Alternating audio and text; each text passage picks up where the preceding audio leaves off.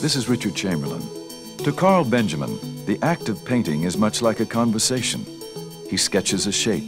The shape suggests another form, or perhaps a color, another color. The artist answers. Colors are tested, sometimes as friendly neighbors, sometimes not. The artist responds intuitively to what works. He follows a promising lead. As in a conversation, the outcome is often a surprise, yet instinctively he knows when the end is in sight. The depth and variety of Karl Benjamin's artistic conversation has established him as one of the dominant figures in geometric abstract painting for much of the last 40 years. But Benjamin never intended to become an artist. As with so many of us, a turn in the road led him in a completely unanticipated direction. He was teaching elementary school when a visit by the school superintendent sent him down a path which would change his life.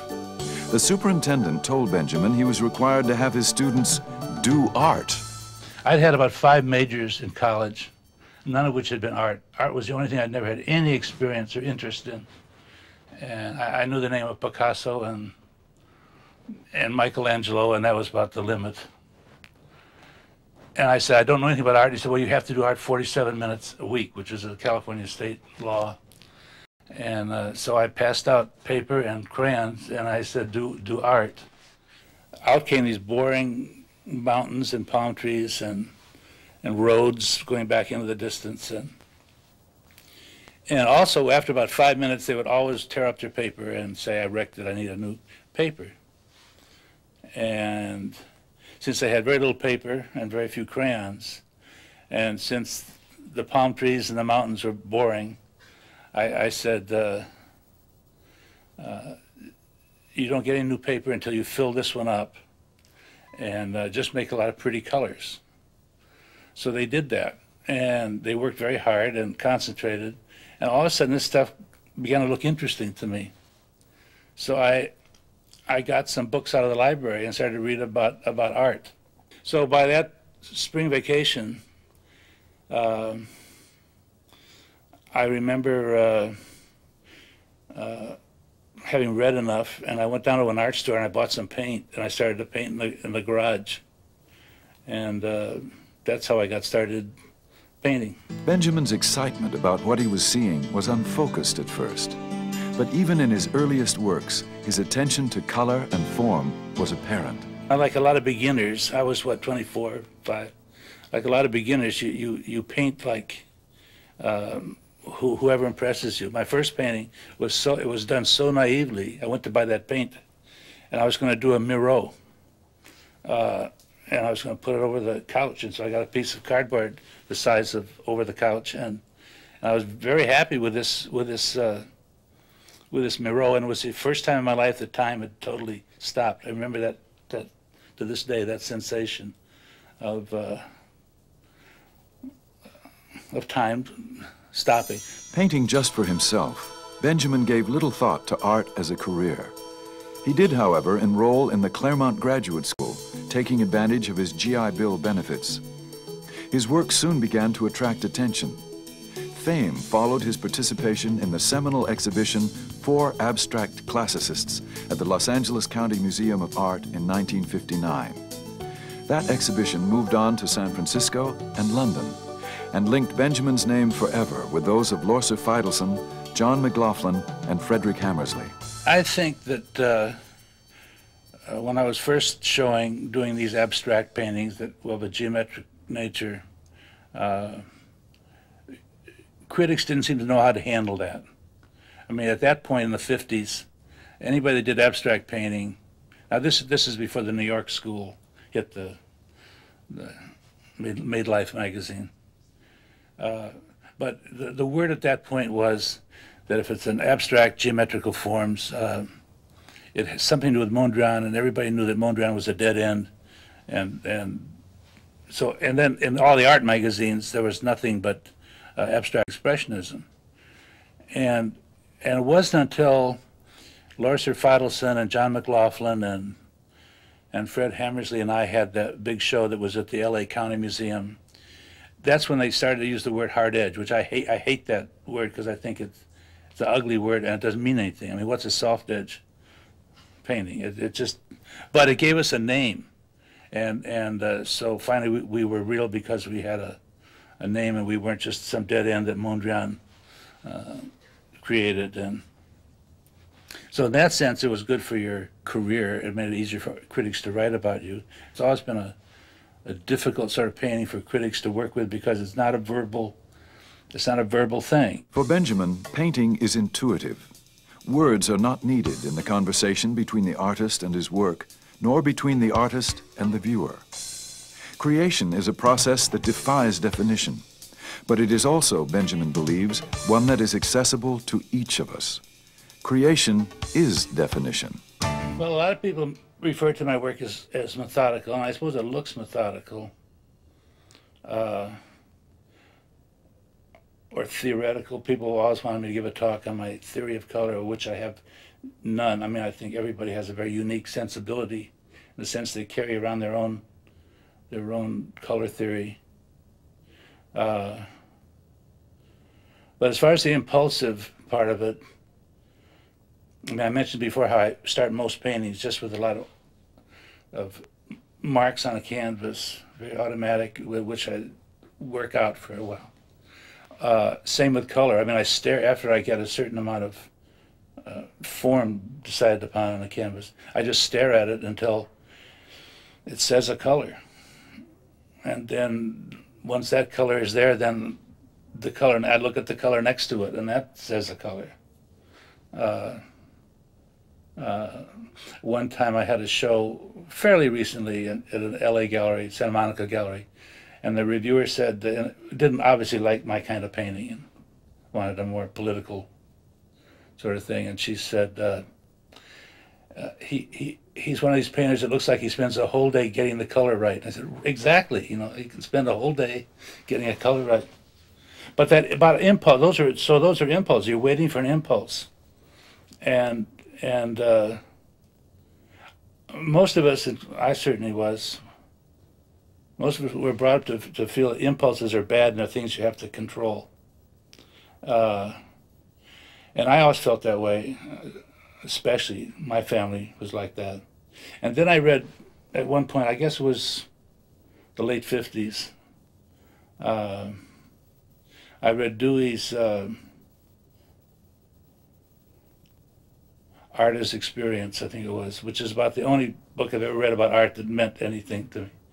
And he talked about impulse in a totally different way. He talked about impulse not something to control, but to something that the goal is to get in touch with it. And that's the feeling I get when I paint. I'm waiting for this impulse to, a shape is going this way, and then you want it to go that way, and it's an impulsive kind of, almost a kinesthetic response to a canvas, and the same with a color. And you almost adopt a listening pose. In his 40-plus years as an artist, Benjamin's work has invited reams of critical analysis. What does it all mean? For Benjamin, success is simply what works in a painting. What others see is up to them.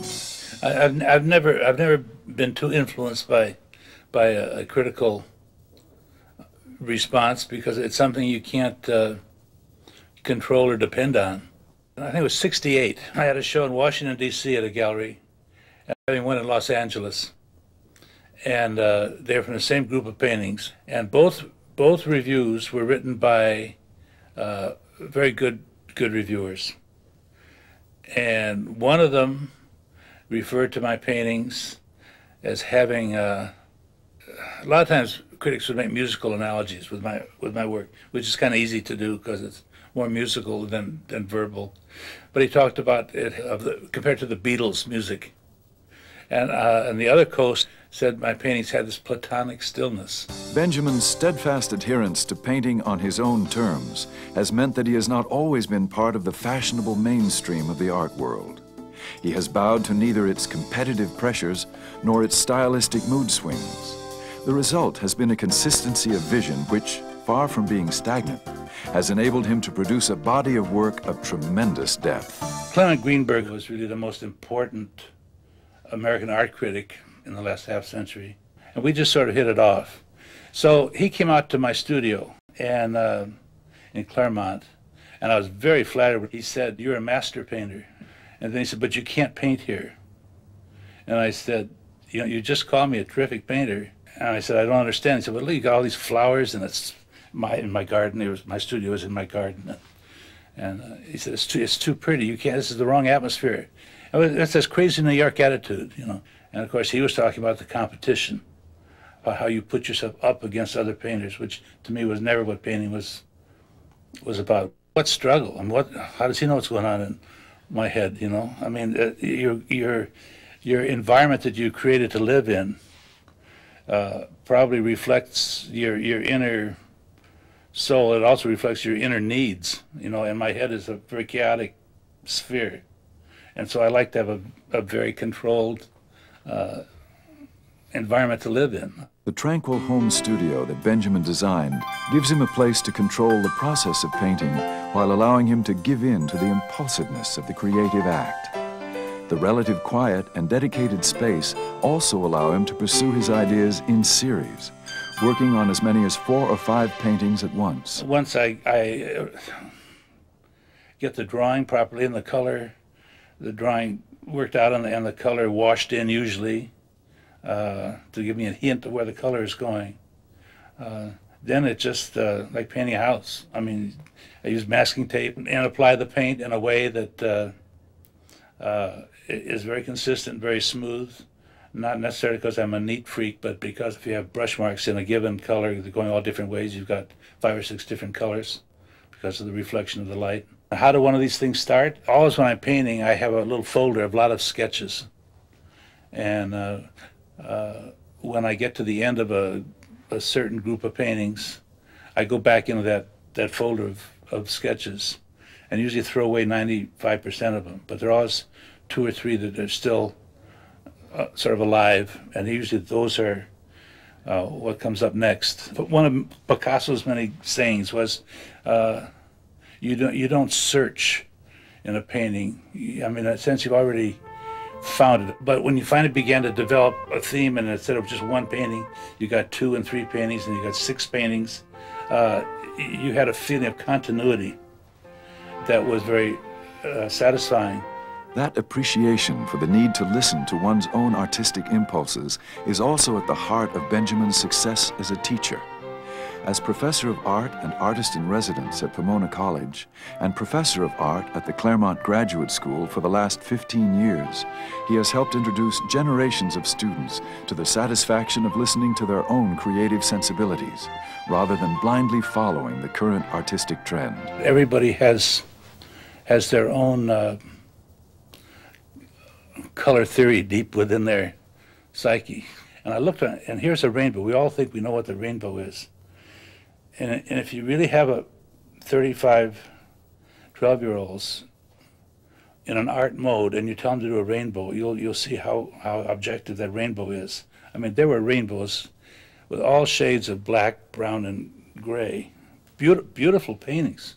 When you're using paint, it's almost the same way. Everybody has sort of a natural way of putting on paint.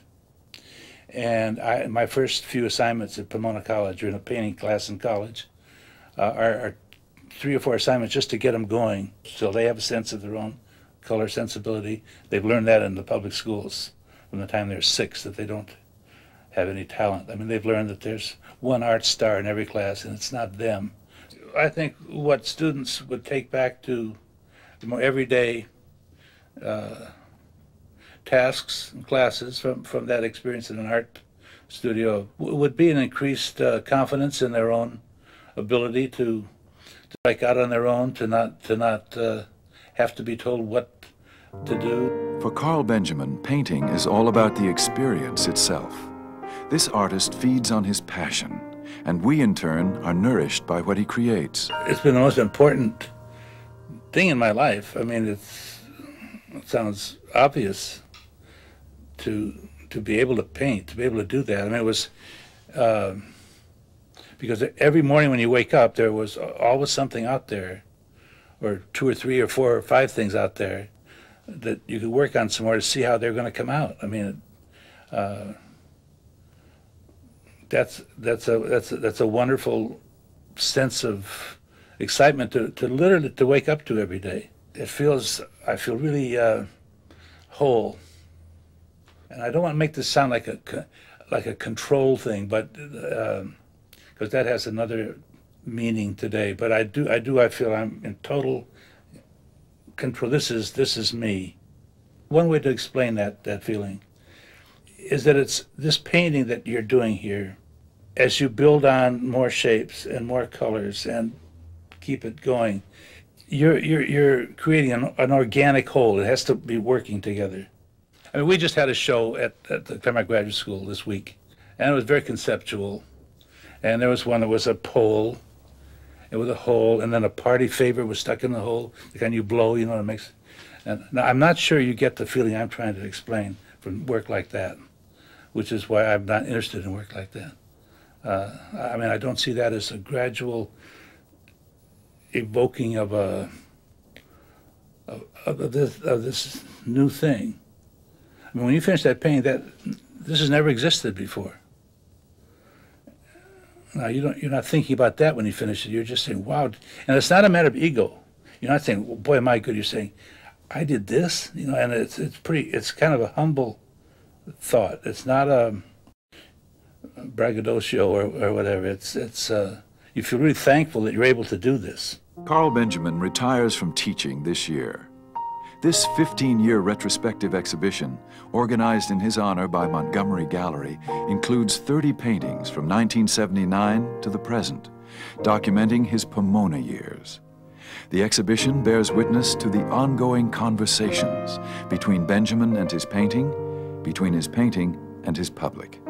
And it demonstrates yet again what a gift to others is this art that sustains and renews Karl Benjamin. I remember once, you know, when Clement Greenberg was out of my studio, and he said, how can you be so sure about what you're doing? And I said, because every day I come out here and I'm totally involved in my work and I love doing it, and it makes my life.